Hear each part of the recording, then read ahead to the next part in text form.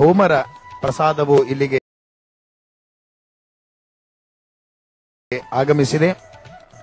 ಎಲ್ಲ ಪ್ರಸಿದ್ಧ ದೇಗುಲಗಳ ಪ್ರಸಾದವನ್ನ ಇಲ್ಲಿ ನೀಡ್ತಾ ಇದ್ದಾರೆ.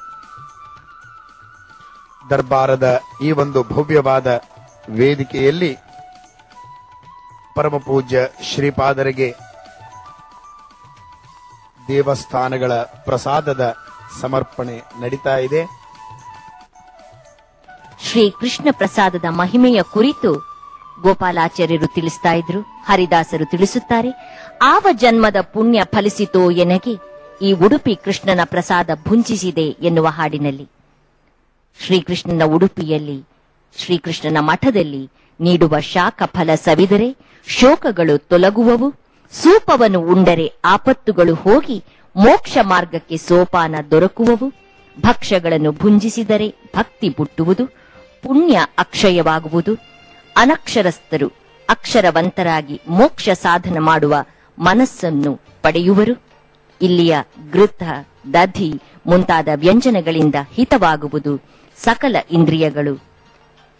ಕರ್ನಾಟಕದ ಜನಪ್ರಿಯ ಮುಖ್ಯಮಂತ್ರಿಗಳಾದ ಸನ್ಮಾನ್ಯ BS ಯಡಿಯೂರಪ್ಪನವರು ಕರ್ನಾಟಕದ ಎಲ್ಲ ಜನತೆಯ ಪರವಾಗಿ ಪರಮಪೂಜ್ಯ ಪರ್ಯಾಯ ಶ್ರೀ ಶಿರೂರು ಮಠಾಧೀಶರಿಗೆ ತಮ್ಮ ಗೌರವವನ್ನ ಸಮರ್ಪಣೆ ಮಾಡ್ತಾ ಇದ್ದಾರೆ.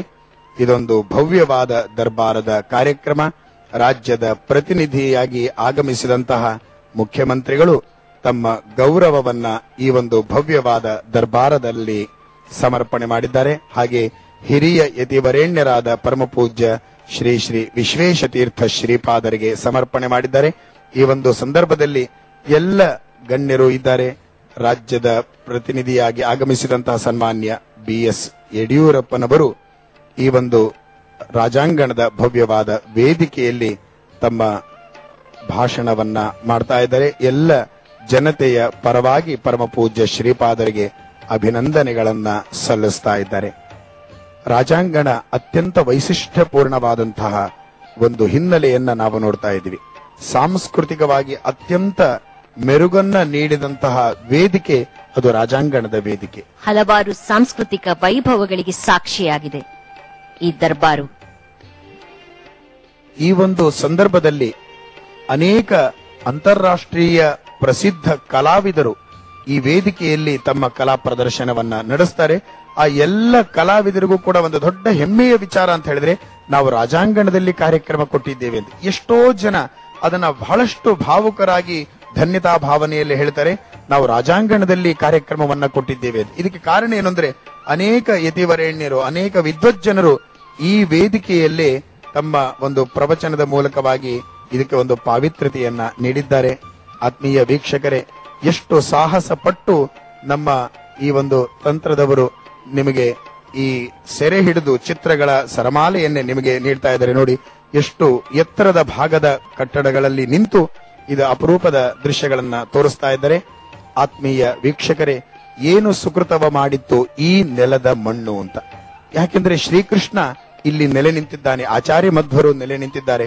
ಇಂತಹ ಒಂದು ಭವ್ಯವಾದ ಒಂದು ಕ್ಷೇತ್ರದಲ್ಲಿ ನಡೆಯುವಂತಹ ಪರ್ಯಾಯದ ಮಹೋತ್ಸವವನ್ನ ನೇರವಾಗಿ ನಾವು ನೀವು ವೀಕ್ಷಿಸಿದ್ದೇವೆ. ಆತ್ಮೀಯ ವೀಕ್ಷಕರೇ, ನಾವು ನೀವು ನಿಜವಾಗಲೂ ಇವತ್ತು ಧನ್ಯರಾಗಿದ್ದೇವೆ. ತಾವೆಲ್ಲರೂ ಕೂಡ ಈ ನೇರ ಪ್ರಸಾರದಲ್ಲಿ ಪಾಲ್ಗೊಂಡಿದ್ದೀರಿ. ತಮಗೆಲ್ಲರಿಗೂ ಕೂಡ ವಿಶೇಷವಾದ ಧನ್ಯವಾದವನ್ನ ಸಮರ್ಪಣೆ ಮಾಡ್ತಾ ಮತ್ತೊಮ್ಮೆ ನಾವು ಉಡುಪಿಯ ಇತಿಹಾಸಗಳನ್ನ ಮೆಲುಕು ಹಾಕ್ತಾ ಇರೋಣ. ತಮಗೆಲ್ಲರಿಗೂ ಕೂಡ ಮತ್ತೊಮ್ಮೆ ಧನ್ಯವಾದವನ್ನ ಸಮರ್ಪಣೆ ಮಾಡ್ತಾ ನೇರ ಪ್ರಸಾರಕ್ಕೆ ವಿರಾಮವನ್ನ ಹಾಡ್ತಾ ಇದ್ದೀವಿ.